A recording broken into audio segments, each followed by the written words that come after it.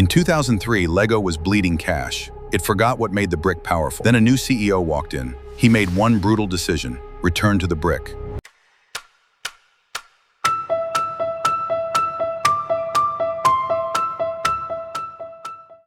Part 1. The toy company that forgot the toy. For decades, Lego had one of the simplest business ideas in the world. A small plastic brick. That was it. A brick that could become a house, a spaceship, a castle, a city, a machine, or whatever a child imagined next. The genius of Lego was not that the brick told children what to build. The genius was that it refused to. It gave them a system. One brick connected to another, then another, then another. A child could build something, destroy it, and build something completely different 5 minutes later. That was the magic. Lego was not just selling toys. It was selling control. A child could hold a tiny piece of plastic and feel like an architect, engineer, filmmaker, inventor, and ruler of a private universe. Parents trusted it. Children loved it. Stores knew how to sell it. And the company in Billund, Denmark became one of the most respected toy makers in the world. But by the late 1990s, something changed. The world around Lego was moving fast. Video games were exploding. Movies were becoming toy franchises. Kids were spending more time on screens. Toy companies were chasing licenses, characters, electronics, and entertainment empires. Inside Lego, executives began to worry. Was the brick enough? Could a simple plastic building system survive against PlayStation, Nintendo, television, and Hollywood? The fear made sense. But fear can make smart companies do strange things. Lego started expanding in every direction. Theme parks, clothing, watches, video games, TV projects, complicated new toy lines, custom pieces, new colors, new shapes, new characters, new systems that did not always connect cleanly to the old system. On the surface, it looked like innovation. Under the surface, it was chaos. The company was no longer asking one clear question: does this make the brick more powerful? Instead, Lego was trying to become everything. An entertainment company, a lifestyle brand, a software company, a theme park company, a toy company, all at once. And each idea seemed reasonable by itself. But together, they turned a simple business into a machine nobody fully understood. The brick was still there, but it was buried under noise. And when a company loses sight of the thing customers actually love, the damage does not arrive all at once. It arrives quietly, in warehouses, in factories, in product meetings, in unsold inventory, in costs nobody can explain. And by the early 2000s, Lego was discovering something terrifying. A beloved brand can still go broke. Part 2. Innovation became a maze. The problem was not laziness, the problem was not laziness. It was the opposite.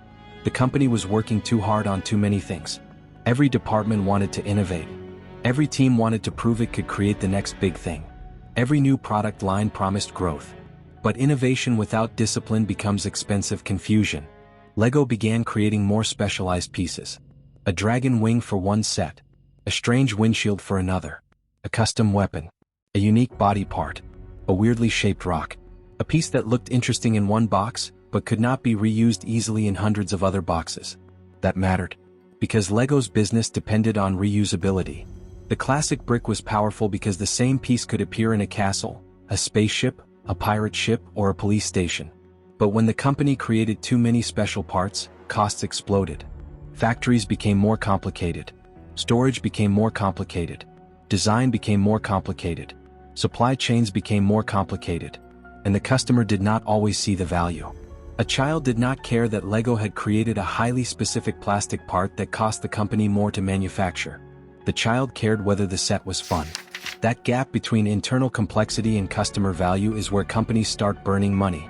Lego also pushed into products that were far away from its core strength. Some ideas were interesting. Some even had fans. But a company can have a good idea that is still a bad business. A theme park can be magical and still distract management.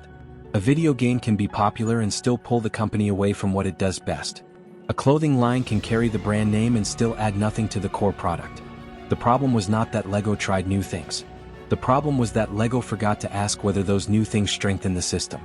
The result was a company filled with activity, but short on clarity. More sets, more parts, more projects, more costs, more complexity. And then the numbers turned ugly. By 2003, Lego was in one of the worst financial moments in its history. The company was losing money at a frightening pace. Reports from the period describe a business under severe pressure, with heavy losses, negative cash flow, and a real risk that the family-owned icon could be broken apart or sold. Imagine that. A company built on snapping pieces together was now being pulled apart by its own complexity. The executives had tried to outrun a changing world. Instead, they had run away from the brick. And then into the crisis came a new leader, Jørgen Vig Knudstorp. He was young. He was not from the founding family. And he was not there to protect every beloved project. He was there to ask the question nobody wanted to face. What if Lego's biggest problem was Lego itself? Part 3. The brutal return to basics. Turnarounds don't start with optimism. They start with subtraction.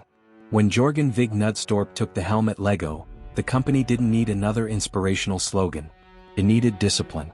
It needed to figure out what made money, what lost money, what parts were useful, what parts were expensive, and what projects were diluting its focus. That may seem obvious, but in a complex company, obvious truths often get buried under years of habit. Lego had to admit that not every creative idea deserves a life.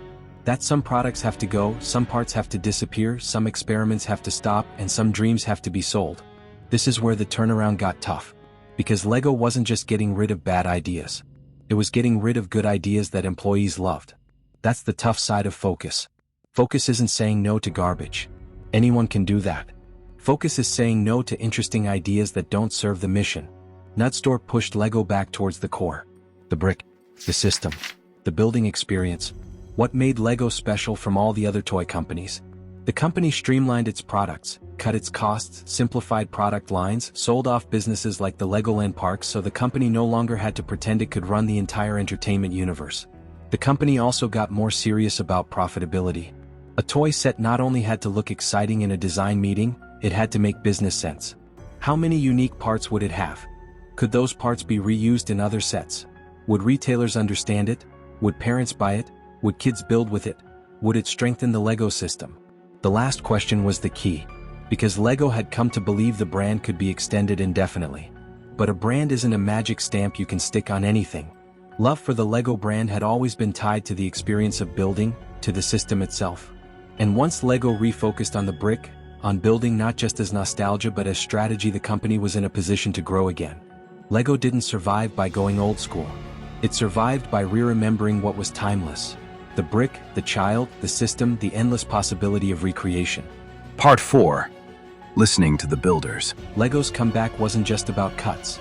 A company can't shrink its way to greatness indefinitely.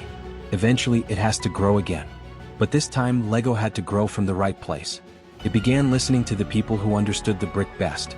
Not the executives, not the consultants, the builders, the children, the parents, the AFOLs, adult fans of Lego, the collectors, the teachers, the robotics communities, the people who thought about what Lego could be without breaking what Lego already was. That was crucial because Lego had something other companies would pay dearly to have. A community that loved it fiercely.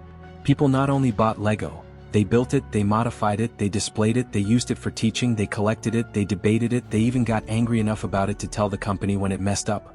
That kind of relationship with a customer is rare. Yet for many years, Lego had underutilized it. The turnaround was all about tapping into it. Case in point, Mindstorms, Lego's line of robotics products.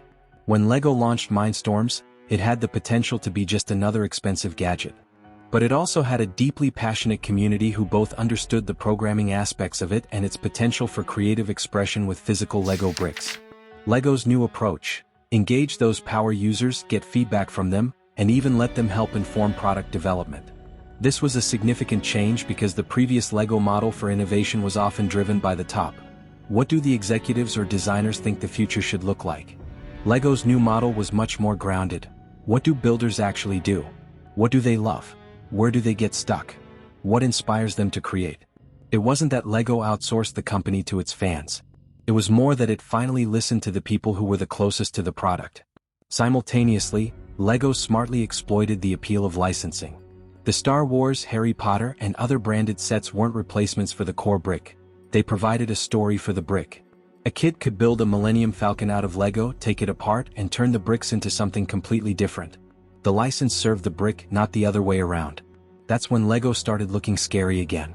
It was disciplined, it had a clear cost structure, it understood its customers, and it offered something very real in a world increasingly dominated by screens.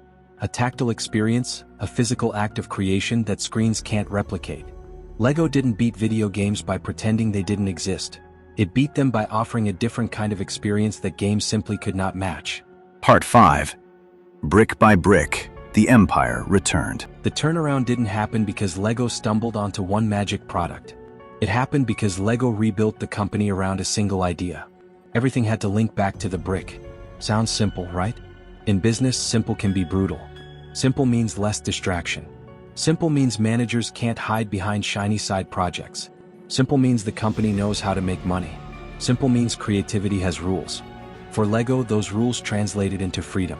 Reduced chaos led to better designs. Cleaner operations meant more efficient factories. Cohesive product lines meant easier sales. Understanding fans led to sharper innovation. Shunning unnecessary breadth led to a stronger brand. LEGO returned to profitability and later toppled into being one of the most dominant toy companies in the world. But the lesson goes deeper than focus on your core. That is far too simple. The lesson is, your core is not what you used to sell. Your core is the value customers would miss most if you disappeared. For LEGO, that wasn't the plastic. It was physical imagination. It was a system of small pieces capable of anything. It was a toy with the peculiar, powerful property of making the world feel as if it could be taken apart and put back together. That's why LEGO survived. Not by refusing to change, but by deciding which elements of the company would never, ever change. Projects were slashed. Complexity was minimized. Builders were consulted. Licenses were wielded strategically. LEGO returned to the brick, not as an icon of the past, but as a weapon for the future. In the end, LEGO's near demise became the story of a renaissance. A company nearly obliterated by relentless, dispersed innovation was rescued by disciplined imagination. A brand that tried to be all things became all that mattered.